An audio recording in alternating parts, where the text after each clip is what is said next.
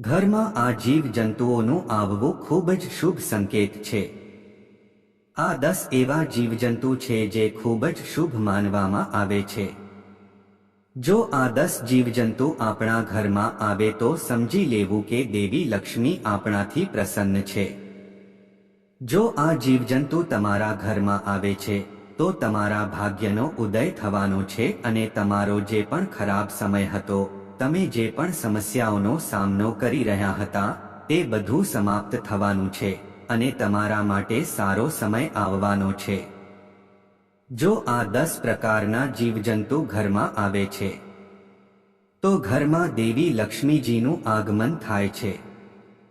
એ જીવજંતુઓ વિશે જાણીએ એ પહેલા આ વિડીયોને લાઈક કરજો, ચેનલને પણ જરૂરથી સબસ્ક્રાઇબ કરજો અને કોમેન્ટ બોક્સમાં જય માં લક્ષ્મી જરૂરથી લખજો અને વિડીયોને છેલ્લે સુધી જોતા રહેજો.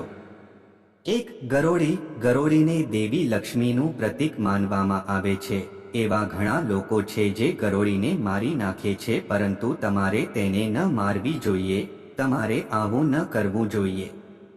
ગરોળી એ માતા લક્ષ્મીની નિશાની છે.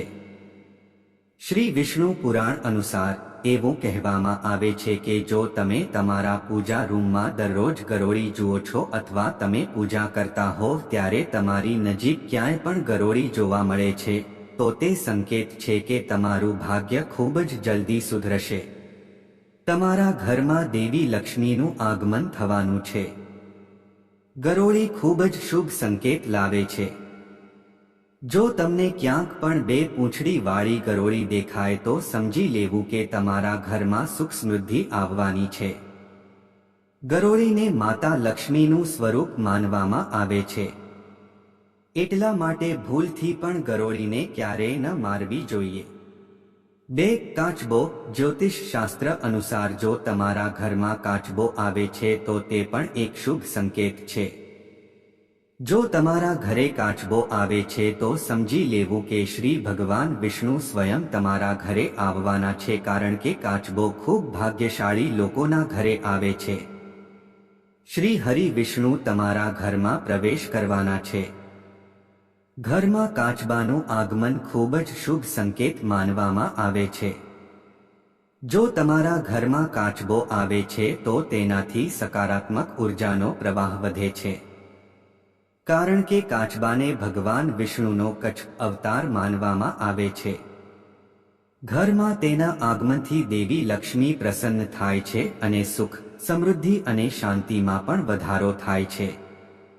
3. છછુંદર. જો તમારા ઘરમાં છછુંદર પ્રવેશે છે, તમારા ઘરમાં છછુંદર ઘૂસી ગયું હોય તો સમજી લેવું કે દુનિયામાં એવી કોઈ શક્તિ નથી જે તમારા સમયને બદલાતા રોકી શકે. જે ઘરમાં છછુંદર જાય છે તે ત્યાં ખૂબ જ શુભ સંકેતો લાવે છે. જે ઘરમાં છછુંદર પ્રવેશે છે એ ઘરની કિસ્મત ચમકવા લાગે છે. છછુંદર ખૂબ સુખ અને સમૃદ્ધિ લાવે છે. જો કોઈ વ્યક્તિની ચારે બાજુ છછુંદર ચક્કર લગાવે છે તો તે વ્યક્તિ તેના જીવનમાં ખૂબ પ્રગતિ કરી શકે છે અને તેની પ્રગતિમાં કોઈ અવરોધ નહીં આવે. તે દિવસે બમણી અને રાત 4 ગણી પ્રગતિ કરશે. વાસ્તુશાસ્ત્ર અનુસાર હુંદરનું આવવું આપણા પરિવાર માટે ખૂબ જ શુભ સંકેત છે. જો આપણા ઘરમાં છછુંદર આવે છે તો તે ઘરની દિનચર્યા બદલાઈ જાય છે અને પરિવારમાં ખુશીઓ આવવા લાગે છે. દેવી લક્ષ્મીની કૃપા હંમેશા તમારા પરિવાર પર બની રહે છે. જો કોઈ વ્યક્તિના ઘરની આસપાસ ચારે બાજુ છછુંદર ચક્કર લગાવે છે તો તેને અચાનક ઘરની અંદર ધન પ્રાપ્તિના સંકેતો મળે છે. જો તમે વેપાર કરો છો તો શક્ય છે કે તમને અચાનક તમારા ધંધામાં પૈસા મળી શકે. એટલા માટે જે ઘરમાં છછુંદર પ્રવેશ કરે છે તે ઘરનું ભાગ્ય ઉદય થવાનું બિલકુલ નિશ્ચિત હોય છે.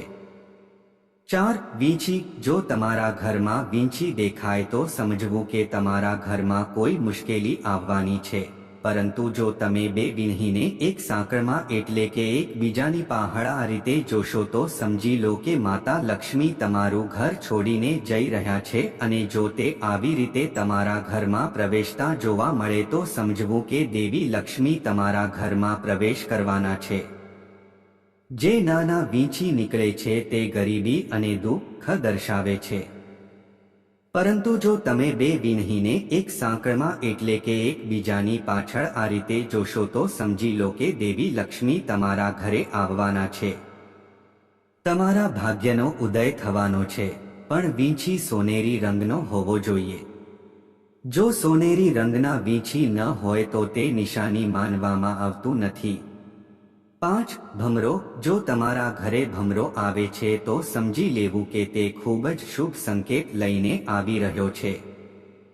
ભમરો તમારા જીવનમાં પરિવર્તન લાવવા, તમારા જીવનમાં ખુશીઓ લાવવા અને તમારા જીવનને વધુ સારું બનાવવાનો સંકેત લાવે છે.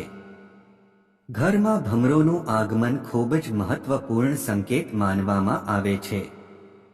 વાસ્તુશાસ્ત્રમાં કહેવામાં આવ્યું છે, જો કોઈના ઘરે ભમરો આવે તો સમજવું કે તે ઘરમાં ભગવાન કુબેરનું આગમન સ્વયં શરૂ થાય છે અને ભગવાન કુબેર તે ઘર માટે ભંડારના દરવાજા ખોલે છે. એટલા માટે જે ઘરમાં ભમરો પ્રવેશે છે તે ઘરમાં સુખ અને સમૃદ્ધિ આવવાની છે. જો તમારા ઘરે ભમરો આવે છે તો તમે અનુમાન લગાવી શકો છો કે તમારું ભાગ્ય ચમકવાનો સમય બહુ જલ્દી આવવાનો છે. 6. કીડીઓ. કીડીઓ ખૂબ જ શુભ સંકેતો લાવે છે. વાસ્તુશાસ્ત્ર અનુસાર એવું કહેવાય છે કે જો વ્યક્તિના ઘરમાં કીડીઓ પૂર્વ દિશા તરફ આવી રહી હોય તો સમજી લો કે જલ્દી જ તમારું ભાગ્ય તમારો સાથ આપવાનું છે. ખૂબ જ જલ્દી તમારા દુઃખના દિવસો દૂર થવાના છે અને તમારા ઘરમાં ખુશીઓ આવશે અને તમારા પરિવારના સભ્યોની પ્રગતિ થશે. જો કીડી પશ્ચિમ દિશામાંથી બહાર આવે તો સમજી લેવું કે તમે યાત્રા પર જવાના છો. તમે તમારી પસંદગીના કોઈ પણ સ્થળની મુલાકાત લઈ શકો છો. તમે કોઈ શુભ યાત્રા પર જવાના છો. જો કીડીઓ ઉત્તર દિશાથી બહાર આવે છે તો સમજી લો કે તમારા ઘરમાં ખુશીનો માહોલ આવવાનો છે. જો તમારા ઘરમાં લગ્ન સંબંધિત કોઈ સમસ્યા ચાલી રહી હતી તો તે હવે દૂર થઈ જશે. જો દક્ષિણ દિશાથી કીડીઓ બહાર આવતી જોવા મળે અથવા દક્ષિણ દિશાથી કીડીઓ તમારા ઘરમાં પ્રવેશતી જોવા મળે તો તમારે સમજી લેવું જોઈએ કે તમને અચાનક ક્યાંકથી પૈસા મળવાના છે અને તમે પ્રગતિ કરવા જઈ રહ્યા છો. કીડીઓ ખૂબ જ શુભ સંકેત આપે છે. જો શક્ય હોય તો કીડીઓને દરરોજ ખાંડ મિશ્રિત લોટ ખવડાવવો જોઈએ. આ ખૂબ જ શુભ સંકેત છે. તેનાથી તમારા અવરોધો દૂર થાય છે અને તમે પ્રગતિના માર્ગ પર આગળ વધો છો. એટલા માટે જો શક્ય હોય તો તમારે દરરોજ કીડીઓને ખાંડ મિશ્રિત લોટ ખવડાવવો જોઈએ. 7. મધમાખી. તમે મધમાખીનો મધપૂડો જોયો જ હશે. જો મધમાખીઓએ તમારી આસપાસ કે તમારા ઘર અથવા જે ઘરમાં મધમાખીનો મધપૂડો બનાવ્યો હોય તો તે ઘરમાં ક્યારેય બરકત નહીં આવે. તેના નસીબમાં ઘણા છિદ્રો છે. જે રીતે મધમાખીના મધપૂડામાં નાના નાના કાણા હોય છે અને લાખો હજારો છિદ્રો હોય છે, એ જ રીતે જેના ઘરમાં મધમાખીઓ રહે છે એ ઘરના લોકોના નસીબમાં એટલા કાણા છે કે તેમનું નસીબ સાથ નથી આપતું. એટલા માટે તમારા ઘરમાં મધમાખીને મધપૂડો બનાવવા ન દો. 8. પતંગિયું. જે ઘરમાં પતંગિયું આવે છે તે ઘરમાં ખૂબ જ શુભ સંકેતો લાવે છે. તમે જોયું જ હશે કે પતંગિયું સતરંગી હોય છે અને જે રીતે પતંગિયું રંગબેરંગી હોય છે તે ખૂબ જ સુંદર દેખાય છે. એ જ રીતે પતંગિયું આપણા જીવનમાં રંગબેરંગી ખુશીઓ લાવે છે અને આપણા જીવનમાં રંગો ફેલાવે છે અને આપણું જીવન ખુશીઓથી ભરાઈ જાય છે અને આપણા ઘરમાં સુખ સમૃદ્ધિ આવવા લાગે છે. એટલા માટે ઘરમાં પતંગિયાનું આવવું ખૂબ જ સારું માનવામાં આવે છે. વાસ્તુશાસ્ત્રમાં એ વાતનું સારી રીતે વર્ણન કરવામાં આવ્યું છે કે જ્યારે પણ કોઈના ઘરે પતંગિયું આવે છે ત્યારે તે હંમેશા શુભ સંકેતો લઈને આવે છે અને ઘરમાં સુખ અને સમૃદ્ધિ આવે છે. એટલા માટે જ્યારે પણ તમારા ઘરે પતંગિયું આવે તો તેને મારશો નહીં.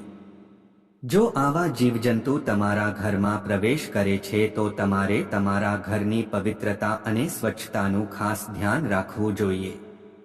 તમારા ઘરમાં કોઈ ગંદકી ન હોવી જોઈએ. જો ત્યાં કરોળિયાના જાળા હોય તો તેને સાફ કરો. કરોળિયાને ક્યારેય ઘરમાં ન રહેવા દો. કરોળિયાના જાળાને તરત જ સાફ કરો.